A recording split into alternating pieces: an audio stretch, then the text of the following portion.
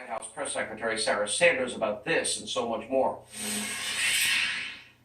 All right, Sarah, thank you for joining us. You know, you look at all of what I'm pointing out here, I don't think there's ever been a more hostile news media in the country than there's been to President Trump. I think it's obvious. It's so bad that there is 91% negative coverage according to the Media Research Center.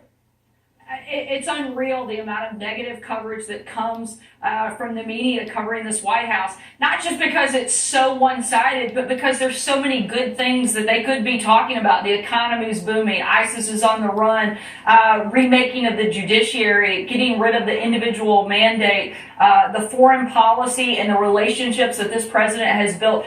Every single day there's a good news story to tell, and yet 90% of the coverage is negative.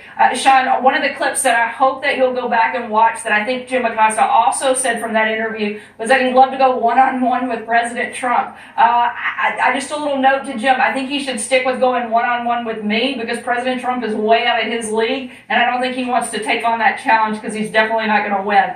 I think that the media bias is out of control, and he's certainly one of the leaders of the pack. If he wants to be an opinion person, I'm a talk show host, and as a talk show, sometimes I do straight news interviews, sometimes I give opinion, other times I moderate debates, sometimes I debate. It's all encompassing, but I tell everybody I'm a conservative. We still do a lot of, we break more stories than most of them in a week than they do in a year, in my opinion, and they've been wrong so often. Why does this continue in this sense? Every day I watch you. I don't know how you do your job. There's not enough money on this earth to pay me to do what you do. And it's actually gotten personal and abusive.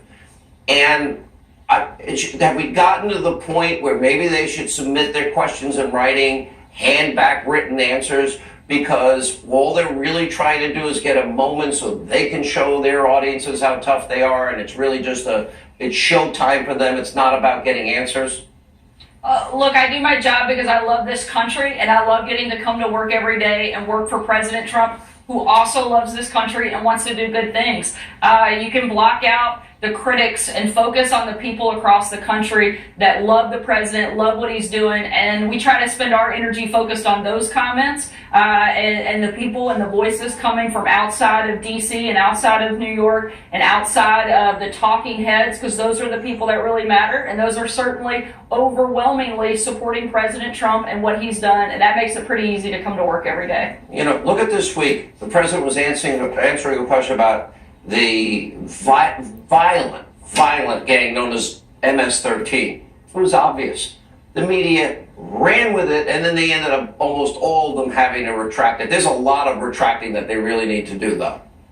It's incredible. A lot of times you see the media just automatically assume the worst out of this president, which is really sad because, again, I think they're missing out on some of the most amazing things that are happening. He's had an incredible first year and a half, and they're missing it because they're so focused on being negative and attacking not just the president but everyone around him, and I think that's a real disservice to the country. He clearly was talking about MS-13 when he referenced the animals, and I said it yesterday, I'll say it again, I think he could have gone even further. These are some of the most despicable people that have ever walked this planet. The things that they do, the type of activity they engage in, animal is the nicest thing I think that the president could have called them, and I hope he'll continue to call them out and continue to put pressure on every law enforcement agency and official in this country to bring them down and protect people across all over the country, and certainly I think he's done a great job doing that.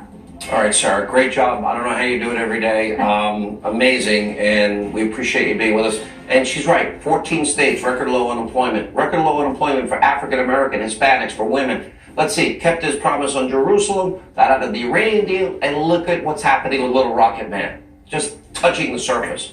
All right, we're not done. When we come back, we're going to talk more about the Director of National Intelligence under Barack Obama.